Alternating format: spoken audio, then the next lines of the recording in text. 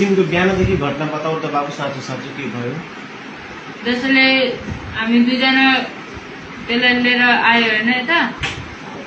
तिमीले भन्यो नि त्यो दिन बिहान म वीरगञ्ज आएँ के भयो? पत्लैयाबाट वीरगञ्ज गएर वीरगञ्जबाट स्टाफ पुऱ्याएर अनि घर आयो नि।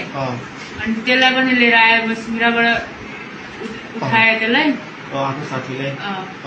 अनि यहाँ ल्याएर बस्यो अनि हामी दुईजना मन गरे सेक्स गर्न होइन।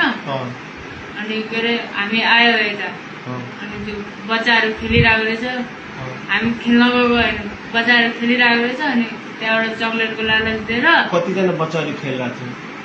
3 जना थियो, 2 जना केटा थियो, एउटा केटी थियो। अनि केटी चाहिँ यही के अरे गढीमा रहेछ। पहिलेबाट चिन्थ्यो त्यो नानुलाई? चिन्दैन थियो। जबदेखि त्यो गाडी चलाउन थाल्यो नि, अनि कहिले काहीँ गाडीमा के अरे खेल्न आउँदो रहेछ। त्यो खेल्न आएको समयमा म हुँदैन थिएँ त्यहाँ। अनि के अरे अस्ति चाहिँ भेटाएको थियो।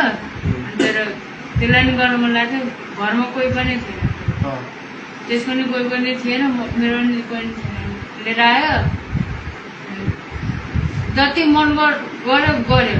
चक्लेट किन्यो अनि त्यो त्यहाँबाट भन के भयो? चक्लेट किनेपछि अनि त्यसलाई लिएर गयो। होइन, म एक्लै गएको थिएँ। अनि चक्लेट किनेर आएपछि के भयो? त्यहाँ गयो, बच्चाहरू खेलिरहेको थियो। बच्चाहरू खेलिरहेको थियो, त्यो प्रतीक पनि त्यही थियो। तिनीहरूले हेरिरहेको थियो। म चक्लेट किनेर आएँ, अनि चक्लेटको लालच दिएर लिएर गयो त्यसलाई। अनि दुईटा भाइहरूले के गर्यो? त्यो भाइहरूलाई चाहिँ थोरै थर्काउनु बित्तिकै रुँदै घर पुगेछ।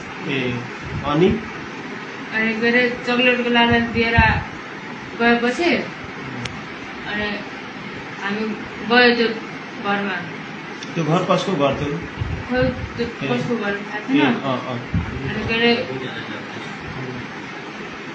हामी यताउता हेऱ्यो, मान्छे त भनेर होइन, मान्छे थिएन। म आएँ, म पहिला सुरुमा छिरेँ होइन। अनि पछि केटी छिर्यो, बहिनी छिर्यो, अनि पछि लास्टमा प्रतीक छिर्यो होइन।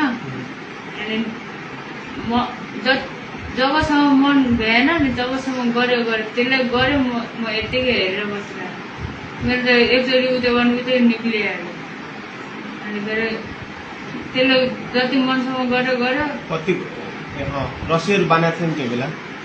त्यतिखेर नि यहाँ मात्रै बाँधेको थियो, मैले पक्रेर बसिरहेको थिएँ, त्यसले उयो गरेर बसिरहेको थियो होइन। अनि के अरे जब त्यसको नि भयो नि,